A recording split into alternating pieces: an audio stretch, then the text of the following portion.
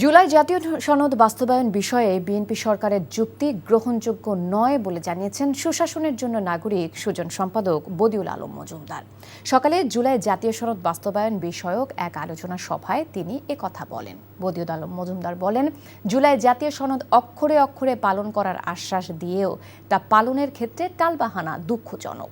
বলেন, ইতিহাস বলে 2/3 সংখ্যাগরিষ্ঠতা নিয়ে যারা ক্ষমতায় এসেছে সেটা তাদের জন্য ভালো হয়নি, জনগণের জন্যও ভালো হয়নি। দ্রুত গণভোটের রায় বাস্তবায়নের আহ্বানও জানান তিনি।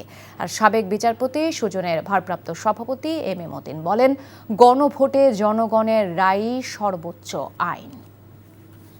গুরুত্বপূর্ণ অধ্যাদেশ 16টা তারা উত্থাপন করবে না, 15টা তারা পরিবর্তন করে তারা উত্থাপন করবে। তো এটা মনে হয়তো তারা যেন পুরোনো পথে হাঁটছে।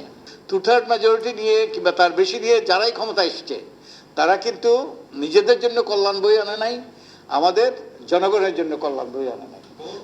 তো এখন তো এটা কি আবারও এই যে কার্স অফ দি 2/3 মেজরিটি, যে 2/3 সংখ্যাগরিষ্ঠতার অভিশাপ কিনা আবারও? আমি আশা করি তা নয়।